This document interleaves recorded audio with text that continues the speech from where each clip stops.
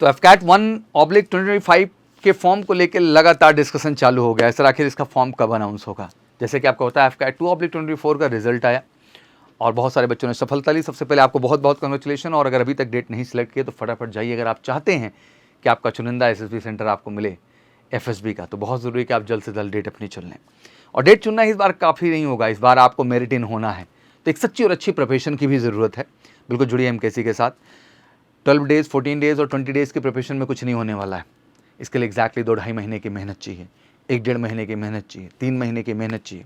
जब एग्जैक्टली आप 1.5 month, 2 month and 3 month time देते हैं तो एग्जैक्टली आप समझ पाते हैं कि आपके पर्सनैलिटी में कितना कुछ बेहतर होने की आवश्यकता थी। रिटर्न में आप ईमानदारी से मेहनत करते हैं एक समय देके और बेहतर स्कोर लाते हैं, तो एसएसबी भी उतना ही स्कोर का होता है। ज़रूरी है कि वहाँ भी बेहतर स्कोर लाया जाए और फाइनली मेरिट इन होकर के इंडियन एयरफोर्स की सेवा की जाए। पर इसके लिए ज़रूरी है कि आपको उस तरह का ऑर्गेनाइजेशन मिले जहाँ आपके कम्युनिकेशन, जनरल अवेयरनेस, आपके पर्सनैलिटी, प्रॉस्पेक्ट, वेल्यूज, हर सेगमेंट पे एक बेहतरीन टीम काम करे। और एग्जैक्टली मैं गर्व से कहूँगा देश के one of the best assessor team आपके साथ काम कर रही है, जो एग्जैक्टली आपके असेसमेंट, फीडबैक और डेवलपमेंट पे काम करती है और एग्जैक्टली आपको परफेक्ट बनाती है। तो ज़रूरी है कि जितने भी हमारे कैंडिडेट्स एफकैट क्लियर हो फटाफट इस बैचेस से जुड़ें। बट बाकी जितने हैं वो रिटर्न को लेकर बहुत चिंतित हैं, तो चिंतित नहीं होना है। इस बार अच्छी मेहनत करना और आने वाले 5 एग्जाम में एफकैट में बेस्ट करना। आइए थोड़ी साइकिल को समझ लेते हैं और वो बेस्ट आप एमकेसी के साथ जुड़ के जरूर करेंगे, ये हमारा कमिटमेंट है।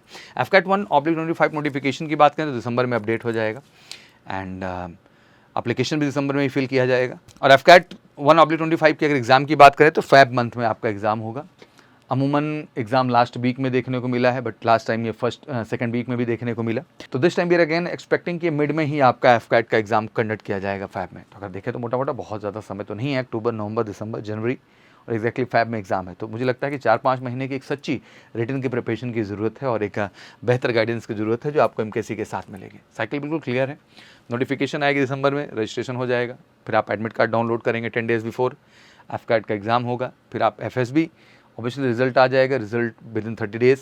उसके बाद आप रिजल्ट्स जो है देखने के बाद अपने डेट सेलेक्ट करेंगे, फिर आप एसएसबी में फेस करेंगे।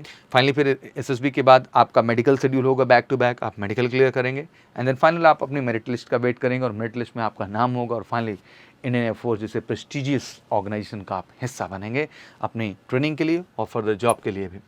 एज क्राइटेरिया बहुत सिंपल है। फ्लाइंग ब्रांच के लिए मोटा मोटा 2 जनवरी 2002 से 1 जनवरी 2006 तक है एंड ये डेट ऑफ बर्थ देख लीजिए। वैसे मोटा मोटा 2024 होता है, बट पर्टिकुलर इन बिटवीन आप या इन पर्टिकुलर डेट्स पे जन्म हुआ है तो ये सही है। ग्राउंड ड्यूटी की बात कर लें तो 2026 है, तो 2 जनवरी 2000 से 1 जनवरी 2006 तक है, तो आई थिंक एनफ एज है और सभी एलिजिबल कैंडिडेट्स जरूर इसके लिए अप्लाई करें। एंड क्वालिफिकेशन की बात आई तो सिंपल, हमने कहा था कि आपका 10+2 इसमें 50% मांगता है फ्लाइंग जो है कोर में, साइंस स्ट्रीम में, और ग्रेजुएशन तो 60% चाहिए ही चाहिए, वो आप टेक्निकल में हो या नॉन टेक्निकल में हो। टेक्निकल में सिंपली 10+2 60% चाहिए होता है और पैरेलली आपका बीटेक डिग्री भी आपकी 4 इयर्स की एग्जैक्टली कंप्लीट होनी चाहिए technical, ground duty technical category में एयरफोर्स के लिए 60% के साथ। नॉन टेक्निकल की बात कर लें तो ऑब्वियसली आप ग्रेजुएट हैं, आप पोस्ट ग्रेजुएट हैं, बहुत सारी अपॉर्चुनिटीज़ हैं एडमिनिस्ट्रेशन, लॉजिस्टिक में, अकाउंट्स में, एजुकेशन में, विभिन्न सिस्टम ब्रांचेज में, तो सारी अपॉर्चुनिटीज़, बस अल्टीमेट एक ही है टैगलाइन कि आपका 60% होना अनिवार्य है ग्रेजुएशन में अगर आप नॉन टेक्निकल कोर के लिए अप्लाई कर रहे हैं। तो वैकेंसीज ऑलमोस्ट 350 के आसपास होती हैं हर ब्रांच को मिला के। फ्लाइंग में भी मेल एंड फीमेल दोनों के लिए हैं, ग्राउंड ड्यूटी टेक्निकल में भी मेल फीमेल दोनों के लिए हैं और ग्राउंड ड्यूटी नॉन टेक्निकल में भी मेल एंड फीमेल दोनों के लिए बेहतरीन अपॉर्चुनिटीज़ होती है। उसको आप स्क्रीनशॉट भी ले लीजिएगा। और एग्जैक्टली मैंने कहा कि मिशन 2025 है और हमने तो लक्ष्य बनाया है कि ग्रेजुएशन पे जितना हम एफकैट को लेके फोकस्ड हैं, पहले हम सीडीएस की बात करते हैं, सीपीएफ की बात करते हैं, आईसीजीएससी की बात करते हैं, टीए की भी बात करते हैं और हम बात वो करते हैं कि ग्रेजुएशन में 100% सफलता के लिए।